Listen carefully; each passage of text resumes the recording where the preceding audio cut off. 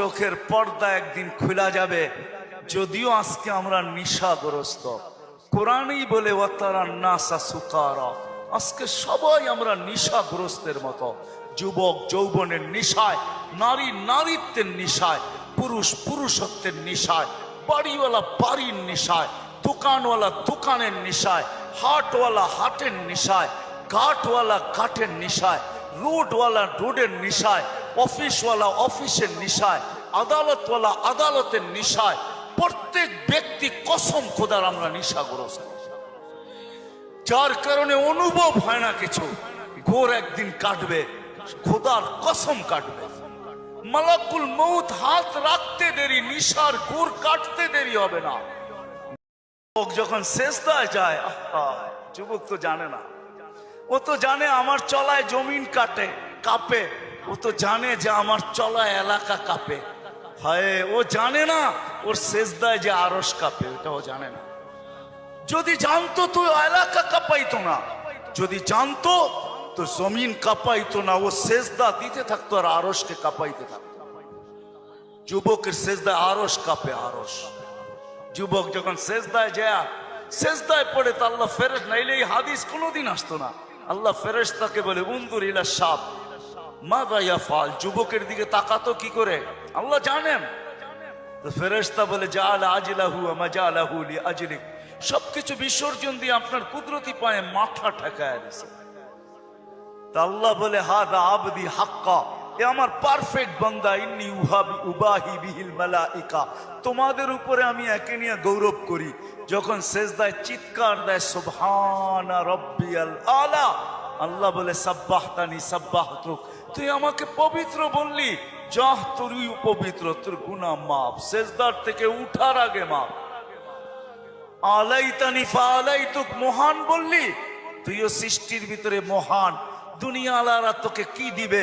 কিয়ামতের দিন আমি তোকে আরশের নিচে সুপার ডিলাক্স গ্যালারিতে বসাবো। গ্যালারিতে, সুপার ডিলাক্স গ্যালারি বোঝেন? 7 জনের ভিতরে একজন ওই যুবক যে যৌবন আল্লাহর সাথে বিনিময় করে। আল্লাহ বলে তাকে আমি আরশের নিচে গ্যালারিতে বসাবো। সাবআতুন ইয়াদিল্লুহুমুল্লাহু তাহতা দিল্লি। দুনিয়াওয়ালারা তোকে কি দিবে? দুনিয়াওয়ালারা অতক্ষণ দিবে যতক্ষণ স্বার্থ আছে। হইতে পারে স্বার্থ শেষ তো তোমার এতিম বাচ্চা, তোমার দুধের শিশুকেও এতিম করতে দুনিয়াওয়ালারা দ্বিধা করবে না, দ্বিধা করবে না। তোমার নববধূকে বিধবা বানাইতে দুনিয়াওয়ালারা দ্বিধা করবে না। অতদিন তুমি চামচ, যতদিন তুমি বোঝেন। রাগ হয়ে গেলেন? যুবক পায়ে হাত রাখি, মাপ চাই তোমাদের কাছে। অতদিন তুমি দুনিয়াওয়ালাদের কাছে দাম পাবে যতদিন তুমি চামচ হবে, চামচ। আল্লাহ বলে আমার কাছে দাম ভিন্ন। সত্য এটি। এই জন্য আসেন আজকের মজলিস থেকে ওয়াদা করে উঠি যে আজকের থেকে ভাববো যে আমি যে কোনো মুহূর্তে যেতে পারি। আমি বাবাইতে চাই, এই জন্য আমার কাছে পিছনে একটা প্রমাণ আছে। এই উম্মত যদি ভাবতে ভাবতে কোনো দিক দিশা না দেখে, আর যদি মাথায় হাত উঠায়া দিয়া চিৎকার দেয় আল্লাহ কোনো দিকেই তো দেখি না, নিজেকে কি ধ্বংস করে ফেললাম, এটা মুখ দিয়া উচ্চারণ করতে দেরি, আল্লাহ ঘোষণা দিতে দেরি করেন না। ফালাম্মা তায়াক্কানতা বিল বাওয়ার ওয়া যানানতা আন্নাকা মিন আহলিন নার মানাহতু ইলাইকা রিদওয়ানি ওয়াল্লাইতু ইলাইকা গুফরানি ওয়া কুলতু লাকা লা তাহজান গফারতু লাকা যুনুবা ওয়াল আওসার ওয়া লিআজলিকা সাম্মাইতু নাফসিয়াল আজিজুল গফফার। আল্লাহ বলে তুই চিৎকার দিতে দেরি, আমি রেজার চাদর দিয়ে তোকে ডাকতে দেরি করি না, মাগফিরাতে ডুবাইতে দেরি করি না। তুই অনুভব করিস না, তোর পিঠে হাত রাখা আমি বলতে থাকি চিন্তা করিস না, গুনাহ খাতা মাফ করে দিলাম, তোর জন্যই তো আমি আজিজুল গফফার। এই জন্য চিন্তা করাইতে চাইতেছি। আসেন আজকের থেকে একটু চিন্তা করি যে আমি প্রস্তুত কতটুকু, প্রস্তুতি কতটুকু। এটার জন্যই আল্লাহওয়ালাদের সোহবত লাগবে, এটার জন্যই হক্কানি আলেমদের স্পর্শ লাগবে। মেরে দোস্ত, চোখের পর্দা একদিন খোলা যাবে।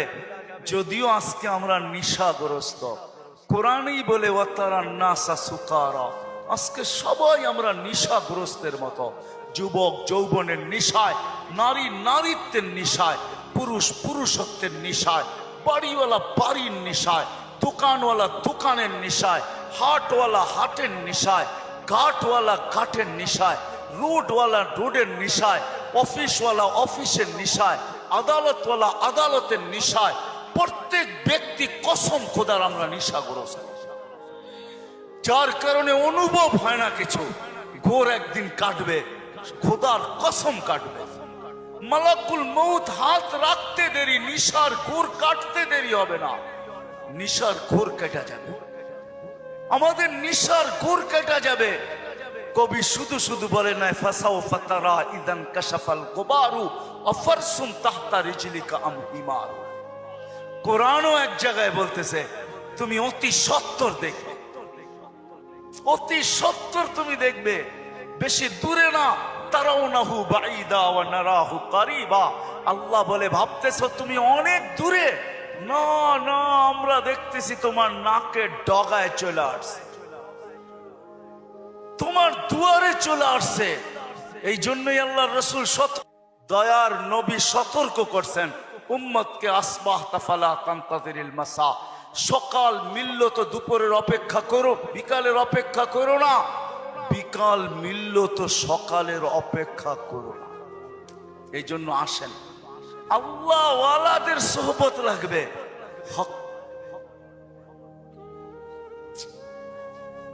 আল্লাহ ওয়ালাদের সোহবত লাগবে, হক্কানি ওয়ালাদের সোহবত লাগবে। এদের সোহবতে যাবে যখন, সোহবত লাগবে, পরিবেশ লাগবে।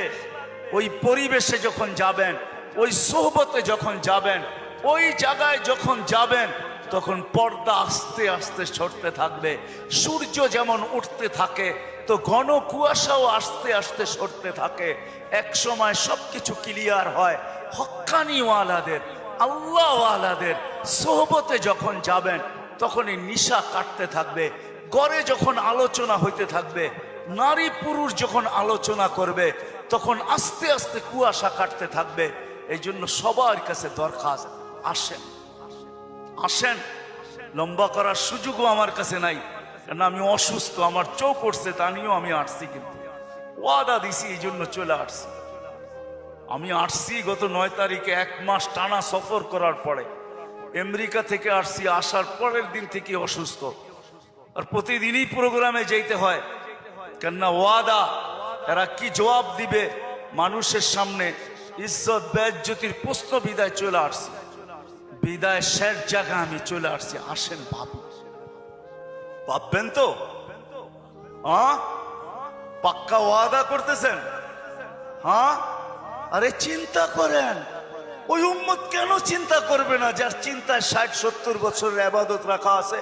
লা তাফাক্কুরু সাআতিন খায়রুম মিন ইবাদাতি 60 আও 70 সানা। ওই উম্মতের চিন্তার কোনো প্রয়োজন ছিল না। সে চিন্তা করবে তো করবেই বা কেন? তার চিন্তার ভিতরে কোনো ওয়েট ছিল না, ওজন ছিল না, কোনো বিনিময় ছিল না। এই উম্মত চিন্তা করবে না তো করবে না কেন? যার প্রত্যেক চিন্তার মুহূর্তের বিনিময় 60-70 বছরের ইবাদত দেওয়ার জন্য আল্লাহ প্রস্তুত। নাইলে এই হাদিস আমাদের দুয়ার পর্যন্ত আসতো তো আসতো কেন? একটু বিবেক দিয়ে ভাবেন না? আল্লাহ বিবেক দিছে, ভাবেন। ভাববেন না কেন? ভাবেন, আপনি ভাবেন। ভাবনার দ্বারা কি হবে? একটু আগেই তো আমি হাদিস শুনাইলাম, এই উম্মতের ভাবনারও ওজন আছে। এই উম্মত ভাবতে দেরি, আল্লাহর রহমত উম্মতের দিকে ছুটে আসতে দেরি করে না। এই জন্য ভাববো, হক্কানি আলেম আর আল্লাহ ওয়ালাদের সোহবতে যাব। যাবেন তো? হ্যাঁ যাবেন? হ্যাঁ, কমসে কম নামান, কমসে কম নিজের নামটা লেখায় রাখেন, কাজে দিবে।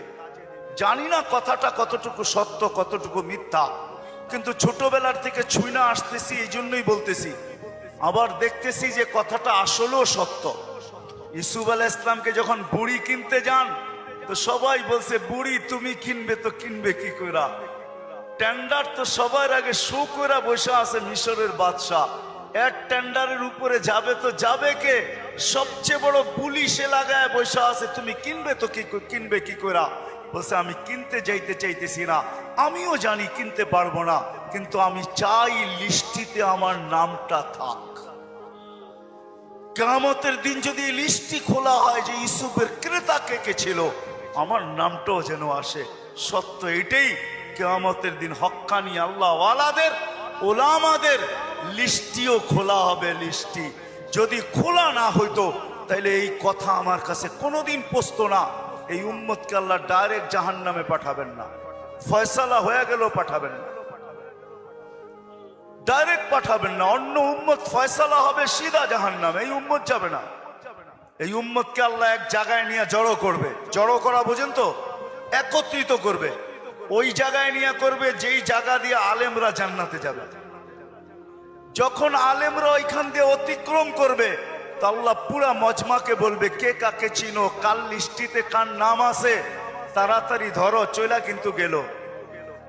তো যায়া ধরবে, হযরত আপনার লিস্টিতে তো আমার নাম আছে, আপনাকে তো আমি চিনি, মহব্বত ছিল, ভালোবাসা ছিল, আসা যাওয়া ছিল, উঠা বসা ছিল, চলাফেরা ছিল, খাওয়া লওয়া ছিল, আর শুনেও আসতেছি আপনারা সুপারিশের অধিকার পাইছেন। আল্লাহ আপনাদের সুপারিশ কবুল করবে, আমাদের ফয়সালা জাহান্নাম হয়ে গেছে। একটু যদি হাত উঠায়া দিতেন হয়তো নিষ্কৃতি পাওয়া যেতাম।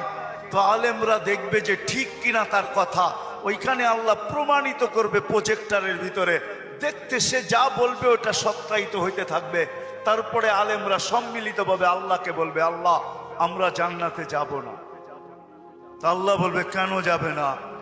এরা সবই তো আমগো লিস্টির মানুষ, সবই তো পরিচিত, এরা দুযোগে চলে যাবে আর আমরা জান্নাতে চলে যাব। রাসূলুল্লাহ সাল্লাল্লাহু আলাইহি ওয়াসাল্লামকে মুখ দেখাবো তো দেখাবো কি? যাব না। বলছে কেন, কখন যাবে? এদেরকে দিলে যাব। তা আল্লাহর রহমত জোশ আসবে, আল্লাহ বলবে যে যাকে চিনো নিয়ে চলে যাও, এটার নামই সুপারিশ। এই জন্য বলি কমসে কম নামটা রাখেন লেখা, জান সম্পর্ক জোড়েন আল্লাহ ওয়ালাদের কাছে, আর বলেন হুজুর আমার নামটা একটু লেখা রাখেন, যে আপনার সাথে আমার সম্পর্ক লেখা রাখেন। চড়বেন তো, নাইলে আমি এত লম্বা কথা বলতাম না। আর তিথি হইল আজকের থেকে কোনোদিন নামাজ ছাড়বো না, ওয়াদা কিন্তু পাক্কা। যেইখানে থাকি, যেই অবস্থায় থাকি, যেইখানেই থাকি ওইখানেই দাঁড়ায় যাবে। দুনিয়ার কিছু নামাজ আছে, এক নামাজে জান্নাত ওয়াজিব। হ্যাঁ হ্যাঁ আছে, হুজুরকে জিজ্ঞেস করেন। পাহাড়ের চূড়ায় আজানের আওয়াজ গেছে, ওইখানেই দাঁড়ায় গেছে আল্লাহু আকবার। চূড়ার নামাজ তাকে জান্নাত দিবে, জান্নাত। হ্যাঁ, ক্ষেতের ভিতরে আছে, ক্ষেতের আইল বলেন আর লাইল বলেন আর যেটাই বলেন, ক্ষেতের ভিতরে আছে, আজানের আওয়াজ আসছে, ওইখানেই আতাইলের ভিতরে বলেন আর লাইলের ভিতরে বলেন আর আইলের ভিতরে বলেন, গামছা বিছাইছে আর আল্লাহু আকবার। মালিক তুই বড়, আমার ক্ষেত বড় না। অফিসে আছে, কাজ করতে করতে ছুটার রাস্তা নাই, চেয়ারের পাশে দাঁড়ায় গেছে আল্লাহু আকবার।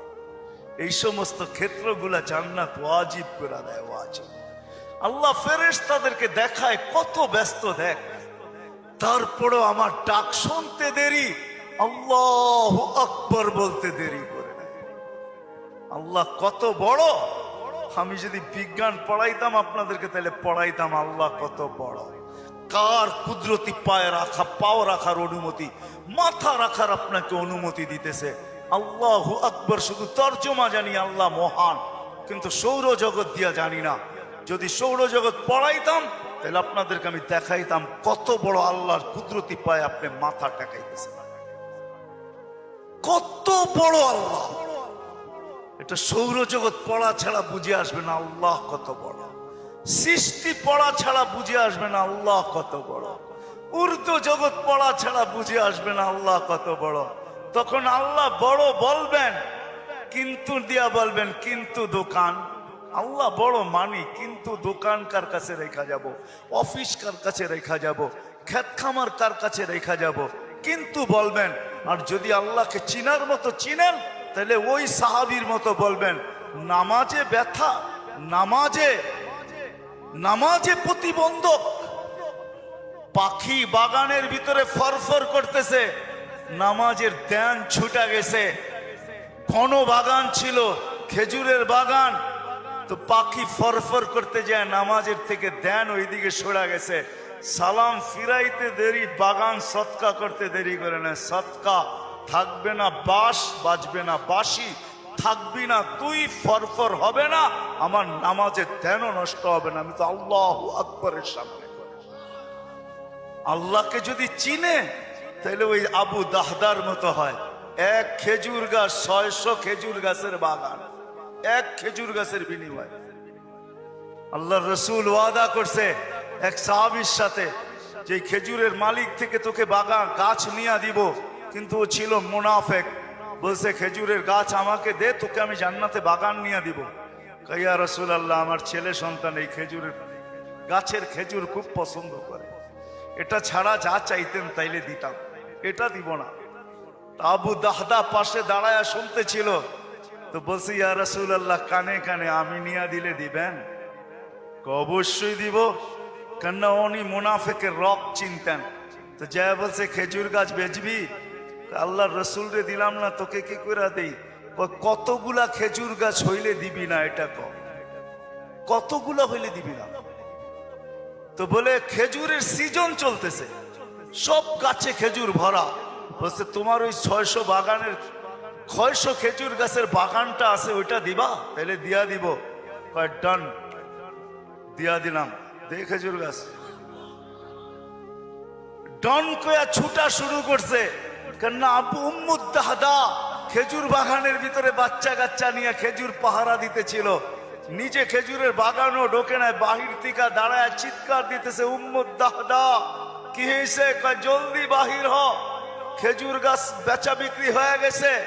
কয় কোথায়? আল্লাহর রসুলের সাথে জান্নাতের বাগানের বিনিময়। তো ছেলে সন্তান নিয়ে মহিলা স্লোগান দিতে দিতে বাহির হইতেছে, কি? রবিহাল বাইয়া বা দাহদা, রবিহাল বাইয়া বা দাহদা। আবু দাহদা, বড় লটারি জিতা গেছিস তুই, বড় লটারি জিতা গেছিস।